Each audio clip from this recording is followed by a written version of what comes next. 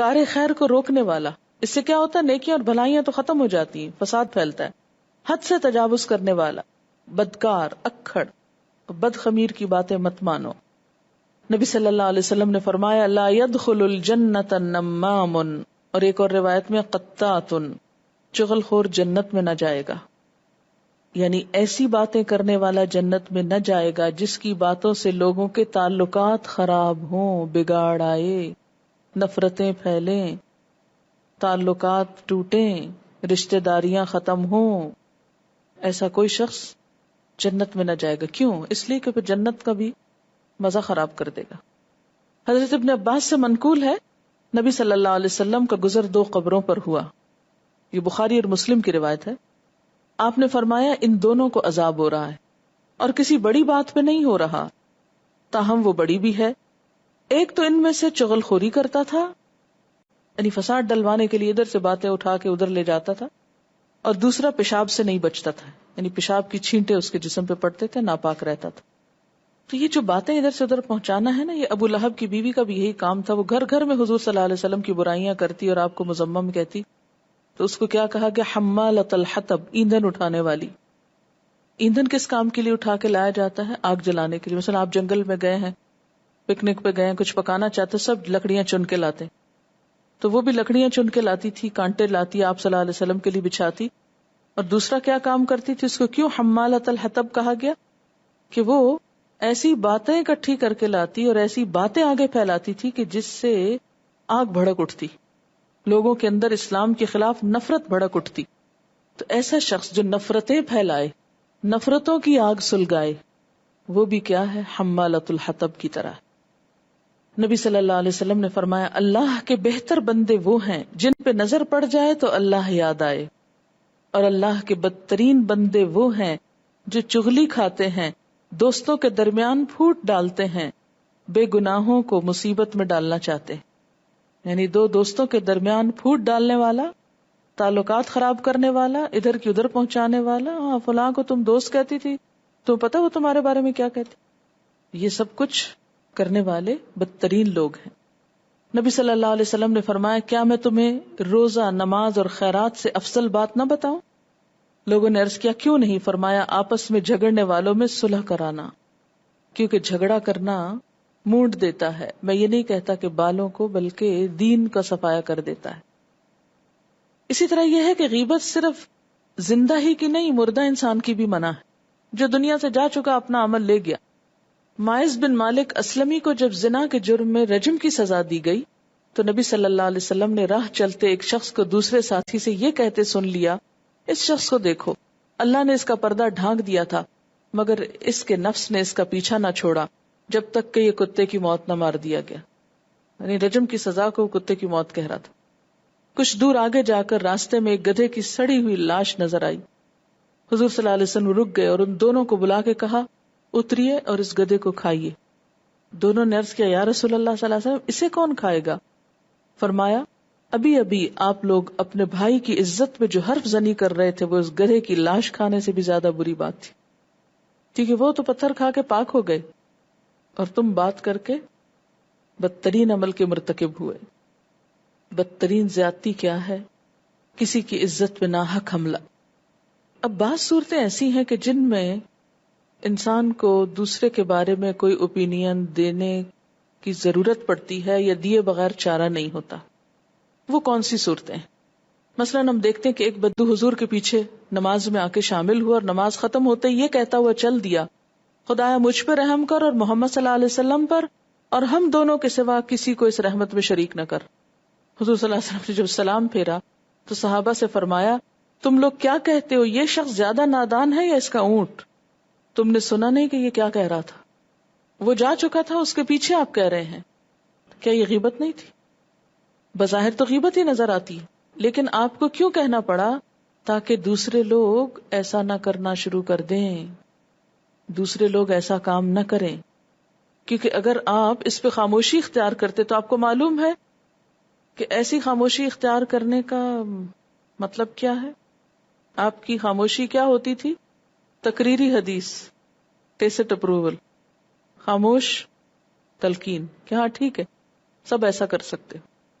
تو بسا اوقات رہنمائی کے منصب پر فائز لوگ اگر کسی ایسی چیز کی طرف نشاندہی کریں بغیر نام لیے تو ایسی صورت میں وہ غیبت شمار نہیں ہوتا.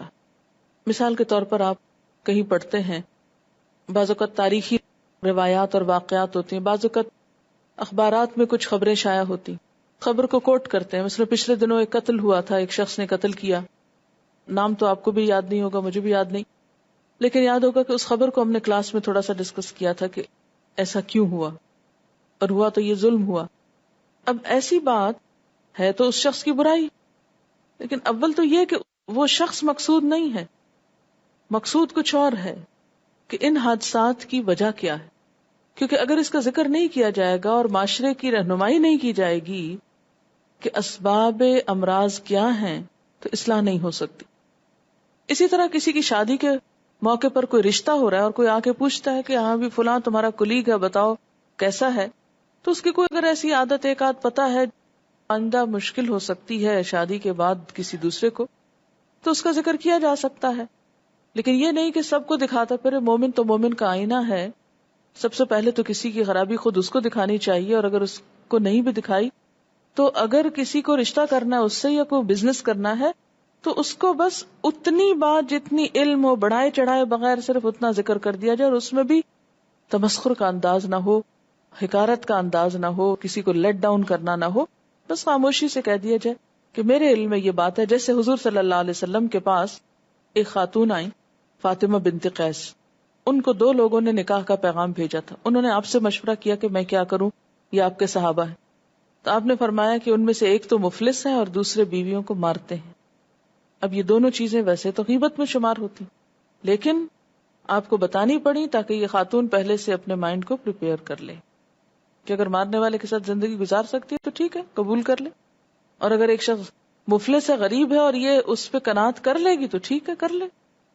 اسی طرح ایک شخص آپ صلی اللہ علیہ وسلم کے پاس ملنے کے لیے آیا. آپ حضرت عائشہ کے ہاں تشریف فرما تھے. اس نے آ کے اجازت لی تو آپ نے فرمایا یہ قبیلے کا بدترین آدمی. پھر آپ باہر تشریف لے گئے، اس سے بڑی نرمی سے بات کی. گھر واپس آئے تو حضرت عائشہ نے عرض کیا کہ آپ تو اس سے بڑی اچھی طرح بات کر رہے تھے، حالانکہ آپ نے کہا تھا کہ وہ بدترین آدمی ہے. آپ صلی اللہ علیہ وسلم نے فرمایا خدا کے نزدیک قیامت کے روز بدترین مقام اس شخص کا ہوگا جس کی بد زبانی سے ڈر کے لوگ اس سے ملنا جلنا چھوڑ دیں.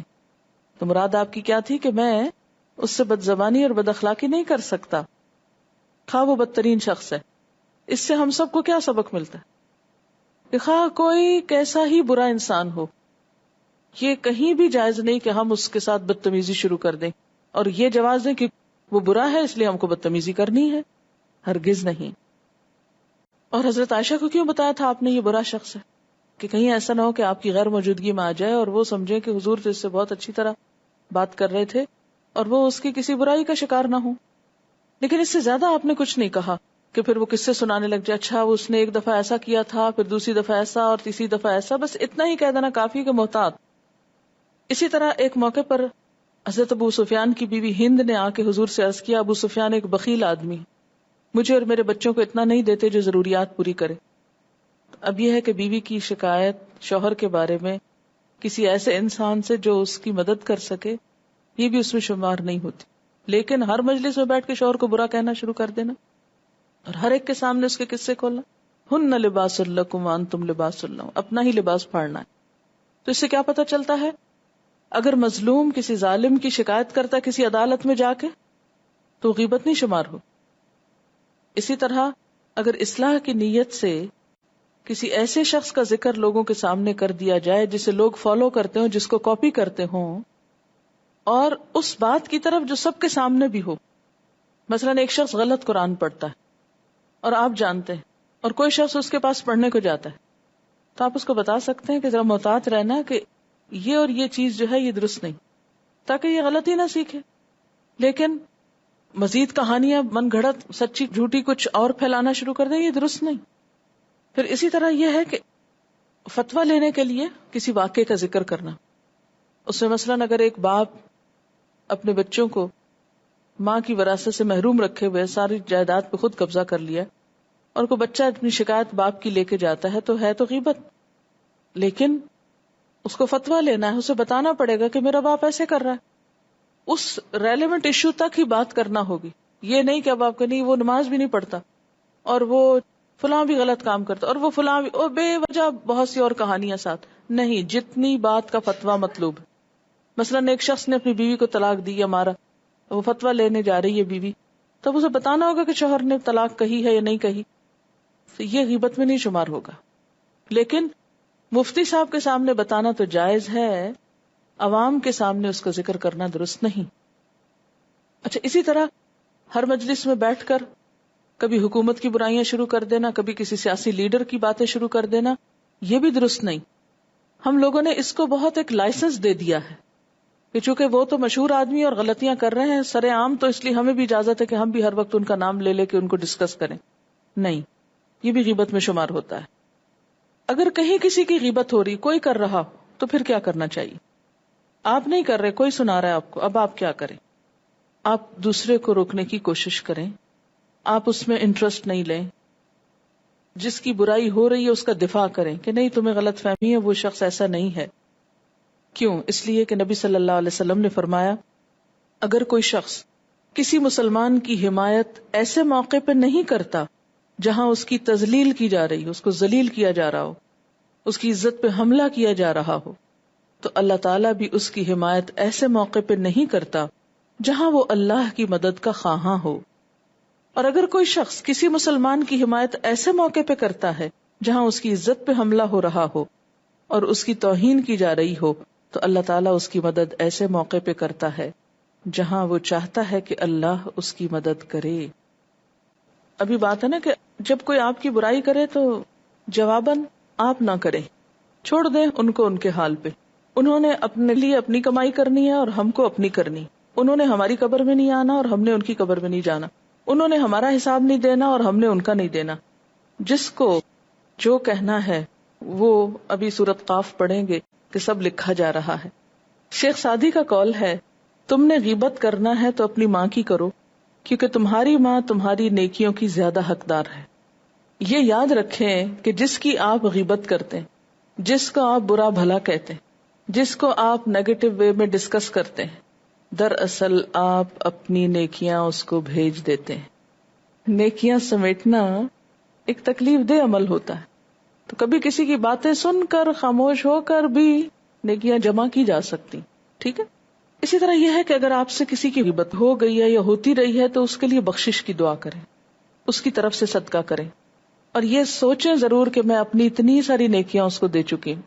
غیبت سننا کرنا تو آپ روک لیں گے کہ نہیں بھائی مجھے نہیں کسی کی بات کرنی، چھوڑو، کیا فائدہ. لیکن اس کا کیا کریں گے جب دوسرے آپ کے پاس آ کے کہانی کرنے لگے؟ مواقع کیا ہوتے ہیں کب غیبت زیادہ ہوتی ہے؟ جب لوگ اکٹھے ہوتے ہیں نا، کھانے پہ اکٹھے ہوئے، شادیوں پہ، یعنی تفریح کے موقعوں پر عموماً ریلیکس موڈ میں زیادہ دوسروں کی ڈسکشن ہوتی ہے.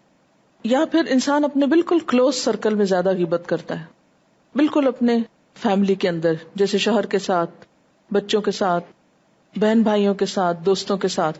یہ مواقع ہوتے ہیں. اپنے گھر کی حد تک تو آپ یہ علاج کر سکتے ہیں کہ کوئی آیت یا حدیث غیبت سے متعلق لکھ کے سامنے لگا دیں اور سب کو ایک دفعہ بتا دیں، اور جب کوئی کرنے لگے تو ادھر اشارہ کر دیں.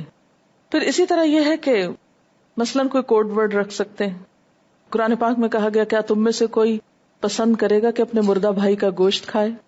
تو مثلاً آپ کہہ سکتے ہیں مردہ گوشت، یا کوئی بھی ورڈ ایسا کہ جس سے پتہ چل جائے کہ غیبت ہے. اگر ایک شروع ہوا ہے تو دوسرا اس کو جواب دینے کی بجائے اگر ہنستے ہنستے وہ کوڈ ورڈ بول دے تاکہ اس کو یاد آ جائے تو وہ رک جائے، موضوع بدل دے اور کہ اللہ ہدایت دے بس سب کو، کیا کیا جائے. یعنی ایک شخص سنایا جا رہا ہے، کہانی سنایا جا رہا ہے، تو بجائے انٹرسٹ لینے کے تھوڑا بددلی سے سنیں. پھر کیا کہ جواب دینے کے اور شامل ہونے کے بجائے کہ بس اللہ ہدایت دے سب کو، اس کے لیے دعا کرتے ہیں اللہ ہمیں بھی ہدایت دے اور اس کو بھی دے، ہم سب کے حالات درست کرے. افسوس ہوتا ہے کیوں ہم اپنا نقصان کر رہے ہیں، اس قسم کے جملے جس سے دوسرا شخص بد مزہ ہو جائے. پھر اسی طرح اگر خود سے شروع ہو جائے تو اپنے ساتھ ایک عہد کر لیں کہ میں صدقہ کروں گی تاکہ دنیا میں ہی کفارہ ہو جائے. تو بار بار کے صدقے سے یا تو غیبت چھٹے گی یا پھر جیب خالی ہوگی. اگر موقع ہو اس مجلس سے اٹھنے کا تو اٹھ جائیں، جیسے 2-4 لوگ بیٹھ کے کر رہے ہیں نا، تو دیکھا کہ اکیلا نہیں ہے مہمان، تو کسی کام کا بہانہ کر کے فوراً اٹھ گئے. جب ایک اٹھتا ہے نا تو وہ جو سنانے والا ہوتا ہے اس کی سنانے میں وہ مزہ ہی نہیں رہتا، وہ خرابی ہو جاتی ہے. نہ ہی اٹھ سکیں تو پھر ٹائم دیکھیں یا ادھر ادھر دیکھیں، ایک دم کوئی چیز نکال کے پڑھنے لگ جائیں یا کوئی چیز صاف کرنے لگ جائیں، جو بھی کوئی ایسی بات پاس ہو اس کے ساتھ اب توجہ بانٹ دیں. بعض اوقات یہ ہوتا ہے کہ بڑے غیبت کر رہے ہوتے ہیں نا، ماں باپ ہوتے ہیں یا ساس سسر، اس میں انسان بڑا مجبور ہو جاتا ہے. ایسی صورت میں کیا ہے کہ ایک دفعہ جب وہ شروع ہو گئے سنانا تو سن لیں، اس کے بعد جس کی جا رہی ہے اس کی کوئی اچھی سی بات جواب میں سنا دیں. یعنی روکنا بھی مشکل، کچھ اور کریں گے تو غصہ اور کریں گے کہ دیکھو میں بات کر رہی ہوں یہ سن ہی نہیں رہی. تو جب وہ سب سنا چکے ہیں تو تھوڑا سا سار ہلاتے رہیں، توجہ کرتے رہیں ان کی طرف. پھر اس کے بعد ویسے میرا تجربہ یہ ہے یا میں نے ایک دفعہ دیکھا وہ شخص، اچھا آپ دیکھیں گے کہ وہ تھوڑی دیر بعد وہ بھی اپنا اوپینین بدل لیں گے کہ ہاں ہاں ویسے کہتی تم ٹھیک ہی ہو، وہ ہے ایسا ہی. پھر اسی طرح یہ ہے کہ آپ یہ کہیں کہ اچھا اس نے ایسا کیا، میں اس سے پوچھوں گی. آپ یہ بھی جملہ کہہ سکتے ہیں، اچھا ویسے ہے تو یہ بڑی غلط بات لیکن میں اسے چھوڑوں گی نہیں، پوچھوں گی اس نے کیوں کیا. اس سے بھی دوسرا ڈر جائے گا، اسے بلیک میل کریں تھوڑا سا کہ اچھا اس نے پوچھ لیا تو پول ہی کھل جائے گا. یاد رکھیے کہ کچھ لوگوں کا رویہ ہی زندگی میں شکایتی ہوتا ہے. انہیں ہر چیز سے شکایت ہوتی ہے، انہیں ہر انسان سے شکایت ہوتی ہے، ہر سسٹم سے شکایت ہوتی ہے، وہ ہر وقت شکایت سے بھرے ہوتے ہیں، انہیں کوئی اچھا نہیں لگتا دنیا. ایسے لوگوں کی کمپنی سے بچیں. اگر اپنے رشتے داروں میں ہے تو پھر تو صلہ رحمی کرنی ہوگی، لیکن اگر کوئی دوستوں میں ہے، تعلق والوں میں ہے، اس کمپنی کو اوائڈ کریں، ورنہ ہو نہیں سکتا کہ آپ بھی نیگیٹو نہ ہو جائیں، آپ بھی ہو جائیں گے. ایسے شخص سے گفتگو کم سے کم کریں، ورنہ وہ آپ کا ذہن بھی نیگیٹو کر دے گا. اچھا مثلا غیبت کیا ہوتی؟ اب یہ دیکھو نا، آج اتنا سارا پڑھا دیا ہمیں، بس گاڑی چلائی ہوئی ہے، کسی کو سمجھ آئے یا نہ آئے. یا اسی طرح وہ فلان جو میرے ساتھ بیٹھا تھا نا، ایسے اس نے کپڑے پہنے ہوئے تھے کہ بس اسمیل ہی آئی جا رہی تھی، اور اس قسم کی باتیں. اب آپ دیکھیں کہ اب آپ نہ چاہتے ہوئے بھی آپ کو شریک ہونا پڑتا ہے. اب جب آپ کو پتا چل گیا کہ اس شخص کے روز ہی ایسے کمنٹ ہوتے ہیں، یہ صرف خامیاں چنتا ہے لوگوں کی، اس کو کوئی اچھی چیز نظر نہیں آتی، تو ایسے شخص کو اگنور کر جائیں.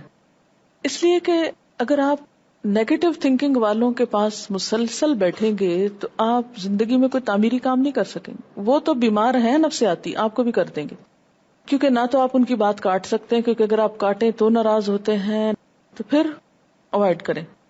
پھر اسی طرح یہ ہے کہ دوسرے کو احساس دلائیں کہ یہ بات جو تم مجھے کہہ رہے ہو، اگر اس کو پتا چل گئی جس کے بارے میں کہی جا رہی ہے تو وہ کیا سوچے گا تمہارے بارے میں. یعنی ڈائریکٹ اس طرح نہیں، لیکن تاثر اس طرح کا دیں. پھر آپ دیکھیں کہ کوئلے کو جتنا بھی رگڑے نا تو کیا نکلتا ہے، اندر سے کچھ اور نہیں نکلتا.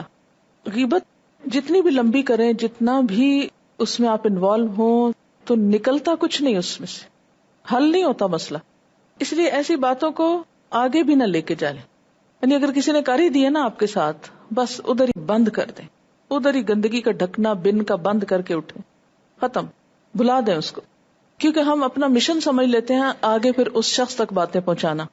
تو وہ کوئلہ اٹھایا وہاں سے اور پھر اس کو رگڑا اور اپنے ہاتھ بھی کالے کیا اور دوسرے کا منہ بھی کالا کیا اور اس کی گرد اڑائی اور ہر طرف تباہی پھیلائی. پھر اسی طرح یہ ہے کہ یہ بھی سوچیں کہ اگر میں نے کسی کی حمایت کی اس کی غیر موجودگی میں، تو اللہ تعالیٰ میری حمایت کا سبب بھی بنائے گا.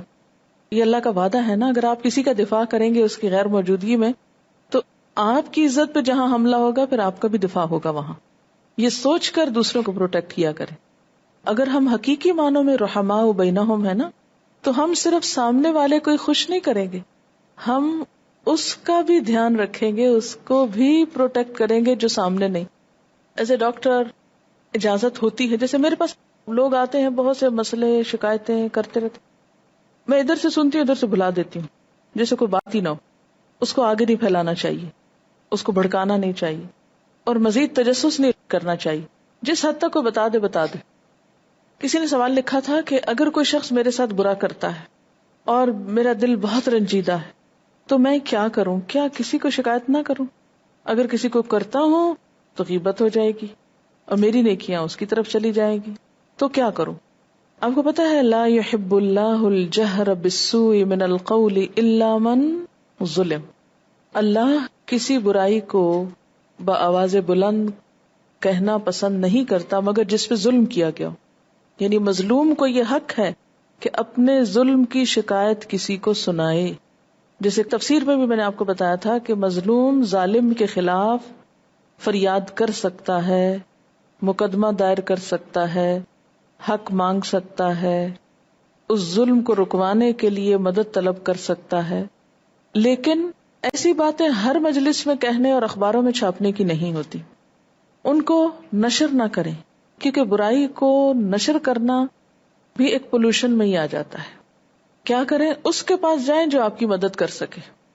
مثلا انہوں نے کہا کہ اگر دیورانی برا کرتی ہے تو ہسبینڈ کو بتانا، ہاں ہسبینڈ کو بتا دیں، لیکن اتنی ہی بات کریں جتنی ہوئی ہے، اس سے زیادہ نہیں، کیونکہ ہم پھر اس کو بڑھا چڑھا کے اتنا بڑا کر دیتے ہیں کہ جس سے وہ پھر بہتان اور الزام تراشی میں آ جاتا ہے. جو ہی بہتان شروع کیا اس پر، دوسرے کو زیادہ ہی برا ثابت کرنے لگے، پھر نیکیاں جانے لگیں گی. جہاں تک اپنا دکھ سنانے کی بات ہے، یا رونے کی یا اپنا غم ہلکا کرنے کی، اس کی اجازت ہے. لیکن یہ نہیں پہلے ہسبینڈ آئے اس کو سنایا، تھوڑی دیر میں بچے آئے ان کو سنایا، پھر تھوڑی دیر میں ساس آئی ان کو سنایا، پھر اماں کے گھر گئے وہاں سنایا، سارا وقت یہی قصہ دہرایا. نہیں، ہر شخص کو زندگی میں کوئی نہ کوئی دکھ غم جب پہنچتے ہیں تو اس کا دل چاہتا ہے کہ ان کا شکوہ کہیں کرے. ایک کام اگر آپ کرنے لگے تو انسانوں کو سنانے میں بہت حد تک کمی آ جائے گی، ضرورت بھی کم محسوس ہوگی. چپکے سے کسی ایسی جگہ بیٹھ جائیں جہاں کوئی نہ ہو. اچھا ہے رات ہو، کیونکہ دن میں تو کوئی نہ کوئی آ جائے گا آپ کو روتا دیکھ لے گا. اور پھر چپکے چپکے اللہ تعالیٰ سے باتیں کریں، خوب شکایتیں لگائیں لوگوں کی، خوب لگائیں، پھر ان کے لیے بھی دعا مانگ لیں اور اپنے لیے بھی مانگ لیں. اب دیکھیں آپ کا دل ایسے ٹھنڈا ہو جائے گا جیسے کچھ ہوا ہی نہیں. کیونکہ ایک بات یاد رکھیں کہ بعض اوقات جس کو آپ ہمدرد سمجھ کے اس سے بات کرتے ہیں نا، وہ الٹا آپ کے ہی پیچھے پڑ جاتا. وہ کہتا ہے ہاں تم بھی تو قصوروار ہوگے نا، تمہاری بھی تو کہیں غلطی ہوگی. اگر سامنے نہیں کہتا تو پیچھے کہے گا جا کے، وہ آیا تھا فلانا اپنا قصہ لے کے میرے پاس. بات یہ کہ وہ تو خود ہی ایسا ہے، اس کے ساتھ ہونا ہی چاہیے تھا. اچھا یو ڈیزرو اٹ، تمہارے ساتھ ہونا چاہیے. بعضوں کو الٹا شوہر ہی تانے دینے لگیں گے. پھر تو کس کو سنائیں گے؟ کون اتنا سنسیئر ہو سکتا ہے کہ جس کو آپ سب کچھ سنائیں اور وہ پھر آگے پھیلائے نہ، اور پھر اس کا حل بھی کر دے آپ کو؟ ایک ہی ذات ہے وہ. ٹھیک ہے سنسیئر لوگوں کے پاس اپنا مسئلہ بیان کر کے ایڈوائس لینا وہ سب ٹھیک ہے اپنی جگہ، لیکن اس میں بھی بہت محتاط کہ زائد بات نہ زبان سے نکلے. جتنی بات ہے اتنی ہی رہے، اور بلا ضرورت جن کے ساتھ کوئی کنسرن نہیں ان تک نہ بات جائے. انہوں نے کہا کہ اگر آپ شکایت کر رہے ہیں تو آپ تو ٹھنڈے ہو رہے ہیں، مگر دوسرے شخص کا دل برا ہو گیا اس کے بارے میں جس کی شکایت آپ نے کی. ایسے میں بسا اوقات آپ نام نہ لیں، آپ ویسے ہی کہانی بتا دیں کہ اگر کوئی آپ کے ساتھ ایسا کرے تو آپ کو کیا کرنا چاہیے، کوئی شخص ایسا کر رہا ہے تو مجھے، اس میں بہت سیف سائڈ ہو جاتی. بعضوں کا دونوں پارٹی سمجھتی ہیں کہ ان پہ ظلم ہوا تو ٹھیک ہے، دونوں ہی اپنا اپنا پھر مقدمہ لے کے جائیں گی. کوئی ایسا کام شروع کر دیں کہ بھول جائیں لوگ کیا کر رہے ہیں.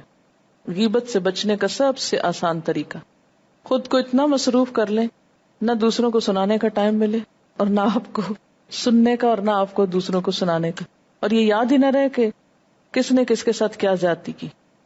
بعض لوگ اپنے آپ کو مظلوم سمجھتے رہتے ہیں، وہ بس وہی شکایتی لوگ ہوتے ہیں جن کا رویہ ہی زندگی میں شکایتی ہوتا ہے، جنہیں صرف کالی چیزیں نظر آتی ہیں. بڑا اچھا سوال کیا انہوں نے کہ بعض اوقات بچوں کو کچھ رشتوں کے بارے میں بتانا پڑتا ہے کہ وہ ان سے محتاط رہیں ورنہ انہیں نقصان پہنچ سکتا ہے زندگی میں. بات یہ ہے کہ ایسا عموماً سسرالی رشتوں کے ساتھ ہوتا ہے نا، ان کی ہمارے ساتھ نہیں بنتی نا، نند بھابھی کی نہیں بن رہی، ساس بہو کی نہیں بن رہی. لیکن یہ یاد رکھیں کہ وہ اپنے بچوں کے لیے بڑے مہربان ہوتے ہیں، خیرخواہ ہوتے ہیں. بعضوں کے شوہر بیوی کی نہیں بن رہی ہوتی، بیوی لے کے بیٹھ جاتی ہے بچوں کو باپ کے خلاف بھڑکانے، باپ لے کے بیٹھ جاتا ہے ماں کے خلاف بھڑکانے، اور بچے بیچ میں حیران پریشان ہوتے ہیں، اور ہر ایک یہی سمجھ رہا ہوتا ہے کہ یہ خیرخواہ ہو کر دوسرے کی شر سے بچانے لگا. ماں سے بچ کے رہنا، بڑی خراب ہے تمہاری ماں، یا باپ کے پاس نہ جانا. اب وہ بچوں کو سمجھ نہیں آتی کہ اب کدھر جائیں تو کدھر نہ جائیں. میں سمجھتی ہوں کہ اللہ نے بچوں کو بھی بڑی سمجھ دی. صبر کے ساتھ، خاموشی کے ساتھ آپ معاملہ کرتے جائیں، بچوں کو اپنا اوپینین خود بنانے دیں. الا یہ مثلا مجھے ایک ای میل آئی کسی بچی کی اسٹوڈنٹ کی، وہ کہنے لگی کہ بچپن میں وہ یہاں تھی، پھر امریکہ چلی گئی، پھر ابھی واپس آئی کسی کام سے. کہنے لگی کہ میں جب چھوٹی تھی میرے ماموں تھے یا مطلب محرم رشتے دار تھے، انہوں نے مجھ پر زیادتی کی کوشش کی، پھر ہم لوگ یہاں سے چلے گئے، لیکن آج تک میں نے یہ بات اپنی ماں کو نہیں بتائی، کسی کو نہیں بتائی. اب یہ کہ کسی کو تو پتا نہیں، بظاہر وہ بہت کائنڈ اور بڑے اچھے ہیں اور خاندان والے بھی ان کی بڑی عزت کرتے ہیں، لیکن مجھے وہ واقعہ بھولتا نہیں. اب میں کیا کروں، کیونکہ اب عید آ رہی ہے تو میری والدہ یہ چاہتی ہے کہ میں عید وہاں مناؤں، انہی رشتے داروں کے ہاں، کیونکہ باقی پیرنٹس وغیرہ تو باہر ہیں ہمارے کم. تو اب آپ مجھے بتائیں کہ میں اگر جاتی ہوں انہی کے گھر دوبارہ، تو ایک تو یہ کہ مجھے پرانا حادثہ یاد آتا ہے، اگر نہیں جاتی تو قطع رحمی ہوتی ہے، ماں کی ناراضگی آتی ہے. مجھے ایسی صورت میں کیا کرنا چاہیے؟ اس میں یہ ہے کہ اس کو جو مشورہ دیا گیا وہ یہ کہ آپ ذکر تو کسی سے نہ کریں، جائیں اور خود محتاط رہیں کہ ان کو آئندہ ایسا کوئی موقع نہ ملے. قطع رحمی نہ کریں، کیونکہ صرف اس وجہ سے جو باقی رشتے دار ہیں ان سے بھی ملنا کٹ جائے گا. تو رشتے داروں میں تعلق تو رہنا چاہیے، لیکن ایسے لوگ جہاں موجود ہوں ان سے محتاط بھی رہنا چاہیے. بچوں کو نہ صرف یہ کہ کسی خاص رشتے دار سے بچنے کا سبق دیں، ان کو آن دا ہول اچھائی برائی کا فرق بتائیں. ان کے اندر ایک ایسا معیار پیدا کر دیں، ایک ایسا میزان پیدا کر دیں کہ وہ خود پہچانے. مثلا میں نے اپنی زندگی میں ایک اصول بنایا تھا کہ اپنے بچوں کو کسی کے بارے میں نے کچھ نہیں کہنا، چاہے اگر میرا زندگی میں کسی سے کوئی کلیش ہے بھی یا نہیں بھی، یا کسی نے میرے ساتھ کوئی زیادتی کی یا نہیں کی، مجھے نہیں بتانا. بالکل ایک پلین ذہن کے ساتھ ان کو براٹ اپ کیا. لیکن میں نے دیکھا کہ جو ہی یہ سینسیبل ہوئے، انہوں نے خود نوٹس لینا شروع کر دیا کہ فلاں شخص ہمارے گھر میں آتا ہے تو وہ دوسروں کی برائیاں کرتا ہے، وہ اچھا انسان نہیں. کیونکہ ان کو پتا تھا کہ غیبت کرنا بری بات ہے، جھوٹ بولنا بری بات ہے، کسی کا مذاق اڑانا بری بات ہے. لہذا اگر کوئی اور آ کے کر رہا ہے تو وہ فوراً ڈیٹیکٹ کر لیا انہوں نے کہ یہ کوئی اچھی بات نہیں ہے.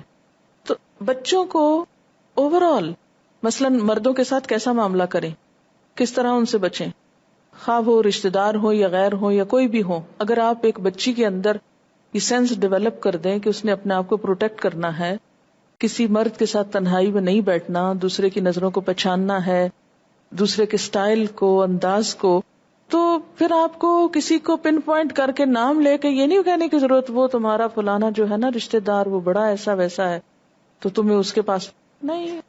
ویسے ہی ایک اندر ڈیٹیکٹر جو ہے وہ اس کو اسٹرانگ کر دے. نام لے کے کسی رشتے دار کی برائی بچوں سے بھی نہ کریں، ہرگز نہیں، ورنہ بہت بری عادتیں ڈیولپ ہو جاتی ہیں. بچوں کا انٹرسٹ ہی صرف یہ رہ جاتا ہے. اچھا پھر کیا ہوتا ہے، مائیں بچوں سے جاسوسی کرواتی ہیں، ظلم ڈھاتی ہیں ان کی شخصیت. اچھا دیکھو دادی کیا کر رہی، یا دیکھو پھوپھی کیا کر رہی ہے، کیا پکا ہے ادھر، فلاں کو دیکھنا، اچھا کون آیا تھا. سب بچوں کی پرسنالٹی کو مسخ کر دیتے ہیں. اور یہی چیزیں پھر بچے بڑے ہو کر بغیر آپ کے بتائے خود ہی کرنے لگتے ہیں، اور یوں جھگڑے کبھی ختم ہونے کا نام ہی نہیں لیتے. یہ کہہ رہی ہیں کہ جتنی بھی آج تک میری فرینڈز رہی ہیں میں نے دیکھا کہ وہ اپنی خالاؤں کی، نانی کی بڑی تعریف کریں گی اور دادی اور پھپھی وغیرہ کی بہت برائیاں کریں گی. ایسا کیوں ہوتا ہے؟ اس لیے کہ ہمارے معاشرے میں پہلے دن سے یہ نفرت بٹھا دی جاتی ہے، کیونکہ وہ اپنا کلیش ہوتا ہے نا ایک، تو وہ بچپن سے ہی ہم بچوں میں ڈیولپ کر دیتے ہیں، پھر وہ اپنے ذہن سے نہیں سوچ پاتے. اور خاص طور پر خدا کے لیے کبھی باپ سے بدگمان نہ کریں بچوں کو، باپ کیسا بھی ہو، کبھی اپنی لڑائی میں بچوں کو انوالو نہ کریں. یہ آپ کے بچوں کے لیے نقصان دہ. آپ اپنے بچے پہ ظلم ڈھا رہے ہیں اس کا ذہن پلوٹ کر کے کہ وہ رشتوں کی محبت نہ جانے نہ سیکھے. ہو سکتا ہے آپ کا شوہر آپ کے لیے اچھا نہیں، وہ اپنے بچوں کے لیے بہت اچھا ہو، تو بچوں کو لطف لینے دے باپ کی محبت کا. اگر بچوں کو آپ بتانے شروع ہو جائیں گے نا کہ فلاں ایسا ہے فلاں ایسا ہے، تو بچے آپ کو بھی مشکوک نظروں سے دیکھنے کے کہ ہماری اماں ہی ایسی ہے، اور پھر ماں کی کوئی عزت نہیں رہے گی، ماں کی بات نہیں سنیں گے، ماں کی کوئی جو ہے نا اہمیت ان کی نگاہ میں نہیں رہے گی. جو بچے نیگیٹو تھنکنگ کے ساتھ براٹ اپ ہوتے ہیں، پھر جب وہ خود اپنی ازدواجی زندگی میں داخل ہوتے ہیں تو وہ ایک وہی امیج رکھتے ہیں کہ شوہر تو اچھے ہو ہی نہیں سکتے اور ساری دنیا کے مرد بہت برے ہیں. یہ بہت اچھا سوال کیا کہ شوہر اور بیوی کے درمیان چونکہ ایک بہت فرینکنس کا رشتہ ہوتا ہے، اس لیے عموماً یہ سمجھ لیا جاتا ہے کہ یہ دونوں تو دنیا بھر کی بیٹھ کے برائیاں کریں، کبھی کسی کو ڈسکس کریں، کیونکہ فرینکنس جو ہے ہاں؟ نہیں، اس فرینکنس کا یہ مطلب نہیں کہ آپ ایسے اوقات میں کہ جہاں کوئی آپ کو سن نہیں سکتا، دیکھ نہیں سکتا، تو آپ گفتگو کا موضوع صرف لوگوں کی برائیاں رکھ لیں. نہیں، وہ ایک سینگ تھی نا کسی کی، اسمال مائنڈ ڈسکس پیپل. یعنی اس سے آپ کے ذہن کا اندازہ ہوتا نا کہ آپ کا اپنا لیول کیا ہے. بہت سے لوگ غیبت اس طرح کرتے ہیں کہ ساتھ توبہ توبہ کہتے جاتے ہیں. اسی کو حضرت علی نے توبۃ الکذابین کہا تھا نا. ہم کو کسی شخص سے اذیت کی حد تک تکلیف پہنچتی ہے، ایسے میں رجوع اللہ تو ہوتا، لیکن ایک انسانی فطرت کے تحت دل چاہتا ہے کہ اپنے کسی غمگسار دوست سے بھی ڈسکس کریں. بس پھر کسی ایک سے ہی ڈسکس کر لیا کریں، یہ نہیں کہ آپ جو راستے میں مل جائے اس سے ڈسکس شروع کر دیں. اور ہر ایک کو غم گسار بھی نہ سمجھا کریں. خدا کے لیے ہم ہر ایک کو غم گسار سمجھ لیتے ہیں اور اس کے سامنے اپنی کہانی رکھنے لگتے ہیں اور الٹے ذلیل ہو جاتے ہیں دوسروں کی نگاہوں میں. اس سے پرہیز کریں، اس سے غم گھٹتا نہیں بڑھتا. اچھا، ایک اور بات، شکایتوں کی ریپیٹیشن اور شکایتوں کے تذکرے اور شکایتوں کی تکرار سے کبھی زندگی سکون نہیں پا سکتی. یہ جتنی چیزیں ہیں نا، تجسس ہو، غیبت ہو، یہ سب کیا ہیں؟ کوڑے کے مختلف ڈھیر. اس کوڑے کو سمیٹ کے کسی ڈبے میں ہی بند کر دیں اور دبا دیں، کسی گاربیج میں پھینک دیں، اس کو زیادہ بہتر ہے. کچھ حاصل نہیں ہوتا. ٹھیک ہے، وقتی طور پہ غم ہوتا ہے، غصہ آتا ہے، بس ختم، پھینکا، آگے چلے. کسی نے سوال پوچھا ہے کہ ایز اے سائیکارٹسٹ کچھ لوگوں کی باتیں سننا پڑتی ہیں جو عموماً غیبت میں ہوتی ہیں، اس کے بارے میں کیا خیال ہے؟ بالکل صحیح کہا آپ نے کہ کسی مریض کی باتیں سننا تو منع نہیں، لیکن جو چیز منع ہے کہ سن کے آگے کوٹ نہیں کریں. مثلاً اگر ماں اور بیٹی ایک ہی ڈاکٹر کی مریض ہیں تو یہ نہیں کہ بیٹی جو باتیں ماں کے خلاف بتا کے گئی ہے وہ ماں کے آنے پر اس کو بتا دی جائیں، اور جو ماں کہہ کے گئی ہے بچوں کی شکایات وہ بچوں کے آنے پہ ان کو پہنچا دی جائیں. تو اس طرح تو سب علاج ہو گیا.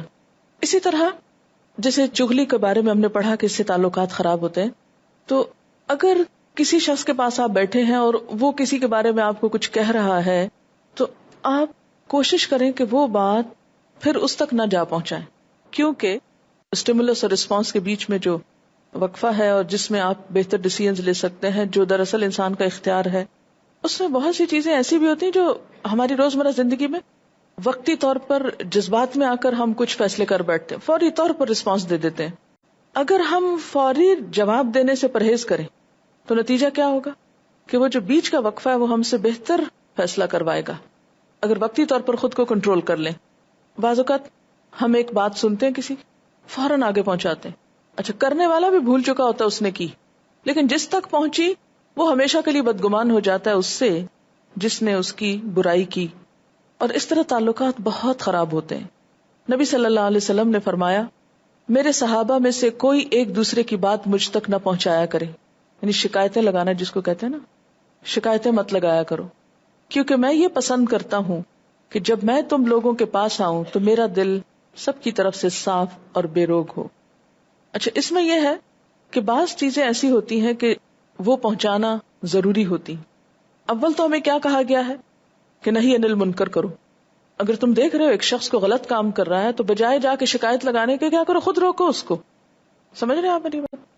اگر آپ زبان سے نہیں کہہ سکتے تو آپ کیا کر سکتے ہیں؟ لکھ کے دے سکتے ہیں. اگر آپ خود نہیں کسی کو دے سکتے تو آپ کسی کو دے سکتے ہیں کہ آگے پہنچا دیں، وہ نصیحت بھی ہوگی، اسی میں ملامت ہوگی، اسی میں سب کچھ ہو جائے گا. کسی نے لکھا ہے انما اشکو بسی و حزنی الی اللہ، غیبت سے بچنے کا اچھا طریقہ ہے. کسی نے لکھا ہے میری والدہ محترمہ کا بہترین شغل غیبت کرنا ہے. جب میں جواب میں اس شخص کی تعریف کروں تو اور زیادہ مجھ سے خفا ہوتی ہیں، اگر سنی انسنی کروں اور زیادہ توجہ نہ دوں تو اس پر بھی بہت برہم ہوتی ہیں. میں اکثر دل پر بھاری بوجھ لے کر ان کے پاس سے اٹھتی ہوں، غمگین ہوتی ہوں، پہروں روتی ہوں، جبکہ خدا جانتا ہے کہ میں نیک نیتی سے ان کے پاس جاتی ہوں. مجھے کیا کرنا چاہیے؟ یہ ایک بہت حقیقی مسئلہ ہے. بعض اوقات جب دوسرے بچے ان کو پوچھتے نہیں تو جو بچہ ان کے پاس جا کے بیٹھے وہ کیا کرتے ہیں؟ دوسرے بچوں کی برائیاں شروع کر دیتے ہیں. کیونکہ میں سمجھتی ہوں کہ بڑھاپے میں جو شخص خوش مزاج ہو وہ حقیقت میں اچھا انسان ہے، کیونکہ اکثر لوگوں کو دیکھا گیا ہے کہ بڑھاپے میں بہت زیادہ تلخ مزاج ہو جاتے ہیں، اور خصوصاً خواتین ان میں سے. کبھی بہوؤں کی برائیاں، کبھی بیٹیوں کی، کبھی بیٹے کی شکایتیں، کبھی شوہر کی، کبھی اس کی، کیونکہ دنیا سے ایک مایوسی کی سی کیفیت ہوتی ہے. اس پر کچھ ہمیں مزید حل سوچنا چاہیے کہ بزرگوں کے لیے کیا مصروفیات رکھیں، کیونکہ ڈر لگتا ہے نا کہ دنیا سے اب جانے کے دن قریب ہیں اور یہ اعمال نامے میں کیا بھر رہے ہیں. بعض اوقات کسی بوڑھے بیمار کو دیکھنے کے لیے جائیں، بہت تکلیف ہوتی ہے کہ اتنے تھوڑے دن باقی ہیں اور یہ محض لوگوں کی برائیاں کیے جا رہے ہیں، ستائے جا رہے ہیں یا کچھ. ایسے بزرگوں کے لیے کیا ہو سکتا ہے؟ یہ کہہ رہی ہیں کہ ابراڈ میں والنٹیئرز بیٹھ کر ان کو کتابیں سناتے ہیں. ایک ڈاکٹر تھی، وہ کافی ایجڈ ہے، میرے خیال ابو 70 تو ہوں گی، تنہا رہتی تھی یہاں، بچے ان کے باہر تھے. اتنی اچھی مصروفیت اپنی بتائی کہ وہ جس کا پتہ چلتا ہے کوئی ضرورت مند ہے تو اس کے پاس جا کے بیٹھنا، ہسپتال لے جانا، ڈاکٹرز کے پاس لے جانا، یعنی سوشل ورک کا ایسا چھوٹا چھوٹا کام انہوں نے اپنے لیے رکھا ہوا تھا کہ وہ کہتی ہیں کہ مجھے فرصت ہی نہیں یہ سوچنے کی کہ میرے بچے میرے ساتھ کیا کر رہے ہیں. اور جب میں اپنے بارے میں ترس کھاتی بھی ہوں کہ میرے ساتھ زیادتی ہو رہی ہے بچوں کی طرف سے، کیونکہ بڑے اور کچھ نہیں چاہتے، ایک کمپنی چاہتے ہیں، تھوڑی سی محبت اور توجہ چاہتے ہیں، تو کہتے ہیں کہ میں ہمیشہ ایسے مریضوں اور ایسے بوڑھوں اور ایسے بیماروں کو دیکھ کر حوصلہ پکڑتی تھی کہ نہیں، ان سے میں زیادہ بہتر حال میں ہوں. بڑھاپا پھر بچپن کی طرف لوٹا دیتا نا انسان کو، تو جیسے بچوں کو کمپنی چاہیے ہوتی ہے، اگر کسی بچے کو آپ تنہا چھوڑ دیں ختم ہو جائے، وہ زندہ ہی نہیں رہ سکتا. تو بالکل اسی طرح بوڑھوں کو بھی کمپنی کی ضرورت ہوتی، کیونکہ وہ یہ سمجھتے کہ شاید ہم دنیا میں بیکار ہو گئے اور ہماری اہمیت نہیں رہی. اور خصوصاً جو لوگ بہت اچھے اور بہت مصروف زندگی گزارتے ہیں، ان کا بڑھاپا اور تلخ ہو جاتا ہے جب وہ کام نہیں کر پاتے وہ جو کرتے رہے. اچھا، اسی طرح ایک اور مسئلہ ہے، یہ کسی نے لکھا ہے کہ ان کی نیبرز جو تھیں وہ ویڈنگ نائٹ کی ڈیٹیلز پوچھتی تھی، تجسس میں جو باتیں آتی ہیں نا، یہ بالکل صحیح. انہوں نے کہا کہ بہت سے لوگوں کو اس بات میں بہت تجسس ہوتا ہے اور باقاعدہ پوچھتی، اور خصوصاً سہیلیاں وغیرہ اور اس طرح کے. آپ کو معلوم ہے کہ اسلامی لحاظ سے شوہر اور بیوی کی تنہائی کی گفتگو کسی دوسرے کے سامنے کرنا حرام ہے، جائز ہی نہیں. اور ایسی بہت سی چیزیں خرابیاں پیدا کرتی ہیں، اس لیے اس کو ایک تو یہ کہ پوچھنا نہیں چاہیے، دوسرا ایک اگر کوئی پوچھے تو ہنس کے ٹال دینا چاہیے، اوائڈ کرنا چاہیے، کیونکہ پوچھنا اور بتانا دونوں ہی گناہ ہے. پھر یہ کہ ہر انسان کو اپنا دکھ سناتے وقت معلوم ہوتا ہے کسی حد تک کہ اگلا کیا جواب دے گا، کیسا مشورہ دے گا. بہنوں کو بتانے کا مطلب ہے کہ وہ آپ کو کہیں کہ تمہارے ساتھ تو بڑا ظلم ہو رہا ہے، یعنی اس میں بہت احتیاط برتیں اور ایسے انسان کو چنیں کہ جو واقعی سنسیئر ہو. محض ایموشنل ریلیشن کی بنا پر آپ کی ہر بات میں ہاں ہی نہ ملاتا چلا جائے. آپ نے ذکر کیا کہ شوہر کو اپنے والدین کو پیسے دینے سے روکنا نہیں چاہیے. بعض عورتیں پیسے دینے سے تو منع نہیں کرتی، لیکن والدین کے ساتھ تھوڑا سا وقت بھی نہیں گزارنے دیتی. یہ بالکل صحیح کہا انہوں نے. اور شوہر کو صرف اپنی اور اپنے بچوں کی ملکیت سمجھتی، یعنی ایک عورت جس نے اس کو جنم دیا، پالا، ساری زندگی اس کو پڑھایا لکھایا، اس کے لیے دعائیں مانگی، جب وہ اپنے پاؤں پہ کھڑا ہو گیا، کمانے کے قابل ہو گیا، تو کوئی اور مالک بن گیا اور وہ ملنے بھی نہ دے. اس سے بڑا بھی کوئی ظلم ہو سکتا ہے؟ جبکہ ماں کا حق جو ہے وہ 3 گنا ہے. زیادہ سے زیادہ کیا کر لے گا؟ اچھا، شیطان یہ وسوسہ ڈالے کہ یہ تمہارے خلاف بہکائے گی، یہ ہوگا وہ ہوگا، ایسے وسوسوں کو جھٹک دیا کرے. آپ خود اچھے ہو جائیں، کوئی کسی کے خلاف نہیں بہکا سکتا، اس لیے کہ عمل سب سے بڑی گواہی ہے، محض باتوں سے کسی کو پلیز کرنے. یہ کسی نے ایک بڑا انٹرسٹنگ واقعہ لکھا ہے کہ میری فیملی میں خاتون نے کسی شادی میں اپنی بہو کو پیچھے سے کچھ برا کہا اور ساتھ میں برا منہ بنا کر ہاتھ سے اشارہ بھی کیا. اتفاقاً اس وقت وہ پورا سین ویڈیو میں ریکارڈ ہو گیا، کیونکہ اس وقت ویڈیو والا اسی طرف کی فلم بنا رہا تھا. اب جہاں جہاں وہ فلم دیکھی جاتی ہے تو سب لوگ اس بات پر تبصرے کرتے ہیں اور ان خاتون سے سب کا دل برا ہوا ہے. کیا ہم ڈرتے نہیں کہ ہم سب کی بھی پورا وقت ویڈیو بن رہی ہے جو آخرت میں پوری مخلوق کے سامنے دکھائی جائے گی؟ کیونکہ حشر کے میدان میں لوگ انتظار میں کھڑے ہوں گے نا، تو وہ کیا دیکھیں گے وہاں کھڑے ہو؟ سب کے اعمال دیکھتے جائیں گے. ایک روایت میں آتا ہے، ربیع بن خزیم سے پوچھا گیا، آپ نے کبھی کسی پر تنقید نہیں کی؟ انہوں نے جواب دیا، ابھی میں اپنے آپ سے مطمئن نہیں ہوں، اس لیے دوسروں کے بارے میں کچھ نہیں کہتا. اچھا، اس کا یہ مطلب نہیں کہ آپ کسی کی غلطی پر بھی اس کو احساس نہ دلائیں، یا کوئی غلط کام کر رہا ہے تو آپ کہیں کہ چونکہ میں خود غلط کام کرتا ہوں اس لیے میں دوسروں کو نہیں منع کرتا.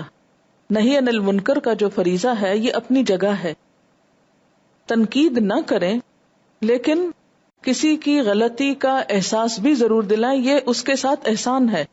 آپ صلی اللہ علیہ وسلم نے فرمایا انصر اخاک ظالمن او مظلومن، اپنے بھائی کی مدد کرو خواہ وہ ظالم ہو یا مظلوم ہو. لوگوں نے کہا کہ مظلوم کی مدد تو سمجھ میں آتی، ظالم کی کیسے مدد کریں؟ آپ نے فرمایا اس کو ظلم سے روک کر.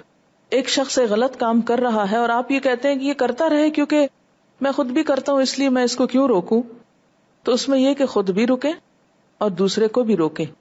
لیکن محض بیٹھ کے دوسروں کو کریٹیسائز کرتے جانا، فلاں ایسا کام نہیں کرتا، فلاں ایسا ہے، فلاں ایسا ہے، اور صرف کمپلینٹس اور کوئی سجیشن نہیں. یعنی ایک رویہ یہ بھی ہوتا ہے نا کہ شکایتیں ہم خوب کرتے ہیں، نقص خوب نکالتے ہیں، لیکن مشورہ کوئی نہیں دیتے. یہ رویہ بھی نقصان دہ ہوتا ہے کیونکہ دوسرا شخص صرف شکایتیں سن کر بیزار ہو جاتا ہے. اگر آپ کو کسی سے ہمدردی ہے تو شکایتوں کے ساتھ ساتھ مشورے بھی دیں، تب آپ سچے ہمدرد ہیں، اور اس سے آپ دوسرے کی اصلاح بھی کریں گے اور مسائل بھی حل ہوں گے. لیکن اپنے پاس کسی مسئلے کو حل کرنے کا طریقہ کیا ہے؟ شکایتیں کرنا، کیڑے نکالنا، تنقید کرنا، نقص نکالنا، عیب دلانا، یا پھر ظالم ہونے کے باوجود دوسرے کی مدد کرنا، اس طرح کہ اسے اس مشکل سے نکلنے میں مدد دی جائے، اس کا حل پیش کیا جائے. اپنی دنیا میں بیٹھ کے دوسروں کے کام پہ تبصرے کرنا نہایت آسان ہے. لوگوں کی خامیاں چننا بہت آسان کام ہے. کسی بھی انسان کی کمزوریاں تلاش کرنا بہت دل پسند مشغلہ ہے، لیکن اس سے بہتر اس کام کو کر کے دکھانا یہ بہت کم دیکھا گیا ہے. مثلا کوئی کھانا بنا کر لاتا ہے تو ہم کہتے ہیں کوئی حال نہیں اس کھانے کا، اس میں یہ ہے، اس میں یہ ہے، اس میں جیسے آپ گھر جاتے ہوں گے جو کچھ پکا ہوتا ہوگا اماں نے پکایا یا کوک نے پکایا یا کسی بہن نے پکایا یا کسی نے، اس میں منہ بسورنا، اس پہ باتیں بنانا، اس پہ سب کرنا بہت آسان ہے. لیکن اگر آپ سے کہا جائے کہ آپ اس سے بہتر بنا کے رکھیں اور صبح بنا کے رکھ جایا کریں، تو ہم میں سے کتنے لوگ واقعی باعمل ہیں؟ پھر یعنی جہاں بھی شکایت کا موقع آئے تو فوراً دیکھا کریں حل کیا ہے، اسے بہتر کیسے بنایا جا سکتا ہے، اس کی اصلاح کیسے ہو سکتی. کیونکہ جس کو نقص نظر آ رہا ہے اس کو حل بھی ضرور نظر آ سکتا ہے، تبھی تو اس کو نقص لگ رہا ہے. وہ کسی چیز کی خامی کس کو نظر آتی؟ ویسے میں اور آپ ہو سکتا ہے کسی تصویر کو دیکھیں تو ہمیں تو بہت ہی اچھی لگ رہی، لیکن ایک آرٹسٹ اگر اس کو دیکھے تو وہ صحیح معنوں میں بتا سکتا ہے یہاں یہ کمی ہے.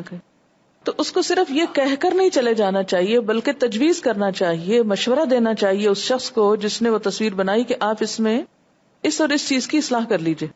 اگر ہماری قوم کا یہ مزاج بن جائے چند دنوں میں ہمارا ملک سمجھ سکتا ہے. مثلا ہم سب ٹیلی ویژن پہ بہت تنقید کرتے ہیں، ہمیں سے کتنے لوگ ہیں جنہوں نے کوئی سنجیدہ کوشش کی ہو کوئی آلٹرنیٹ دینے کی؟ ہم مختلف لوگوں کے رویوں پہ بہت تنقید کرتے ہیں، ہمیں سے کتنے لوگ ہیں جنہوں نے اس سے بہتر حل بھی پیش کیا ہو؟ کیا اللہ کے ہاں ایسے اعمال نامے دکھانے کے قابل ہیں جس میں محض اعتراضات بھرے ہوئے ہوں؟ دل کھولا گیا تو بدگمانیوں سے بھرا ہوا وہیں لپیٹ دے انسان. قیامت کے دن حصل ما فی الصدور، دل کھولے جائیں گے نا، جیسے آپ کسی بوتل کا ڈھکنا کھولتے ہیں اور اس سمیلی ہو، کیا کرتے ہیں؟ بند کر کے بن میں پھینک، یہ کچھ تھا اس میں مگر خراب ہو گیا، پھینکو اس کو. کیوں کہا گیا التی تطلع علی الافئدہ؟ جہنم کی آگ دلوں تک جا پہنچے گی، دلوں کو پکڑے گی، کہ دل اتنی گندگیوں سے بھرے ہوئے تھے دیکھنے کے لائق نہیں تھے. وائس میل کھولی گئی تو وہ غیبتوں اور تانوں اور ان چیزوں سے بھری ہوئی، وہ سننے کے قابل نہیں. اور جب اعمال دیکھے گئے کوئی سیدھا نہیں. ایسا ہی ہونا ہے نا. کاش ہم اپنا جائزہ لے سکتے ہوتے، کاش خود کو دیکھ سکتے ہوتے. آسمانوں جیسی وسیع جنت کو پانے کے لیے اپنے دل کو آسمانوں جیسی وسعت بھی دینا پڑے گی. آپس کے تعلقات کو درست رکھو، اور تعلقات کی اصلاح یا خرابی کا سبب گمان ہوتا ہے تو بدگمانی سے بچو. ہو جائے تو تجسس نہ کرو، اور جس کے بارے میں خیال برا ہو تو اس کا ذکر نہ کرو، اس کو برے لفظوں میں یاد نہ کرو. اگر کسی کے لیے کوئی اچھی بات نہیں کر سکتے تو بری بھی نہ کرو. آپ دیکھیے کہ جتنی بھی چیزیں سورۃ الحجرات میں باہم تعلقات ٹھیک کرنے کی ہیں، ان کی بنیادی وجہ کیا ہے کہ تعلق خراب نہ ہو، تاکہ انسان سے خوشی پا سکے، سکون پا سکے. اگر کوئی انسان کسی انسان کا مذاق اڑاتا ہے یا غیبت کرتا ہے یا اس کو پریشان کرتا ہے اس میں اللہ تعالیٰ کا تو کچھ بھی نقصان نہیں. وہ کیوں ہمیں یہ روکتا ہے اس بات سے؟ تاکہ بندے کا بھلا ہو. اور ان چیزوں کو اسلام فرض کے درجے میں رکھتا ہے اور ان گناہوں کا ارتکاب حرام کے درجے میں ہے. اسی سے پتہ چلتا ہے کہ اسلام بنیادی طور پر انسان کی بھلائی، انسان کے فائدے اور انسان ہی کی خیر کے لیے ہے. اگر کوئی شخص ان حکموں پر عمل کرتا ہے تو اس میں انسان کا اپنا ہی فائدہ ہے. سورۃ الحجرات کی آیات میں ایک بات قابل غور ہے کہ ہر حکم کے بعد واتقوا اللہ کہا گیا ہے. تو اس سے کیا پتہ چلتا ہے کہ جب تک دل میں تقوی نہ ہو اس وقت تک یہ اخلاق انسان کے اندر آ نہیں سکتے. وآخر دعوانا ان الحمد للہ رب العالمین. سبحانک اللہم وبحمدک نشہد ان لا الہ الا انت نستغفرک ونتوب الیک. والسلام علیکم ورحمۃ اللہ وبرکاتہ.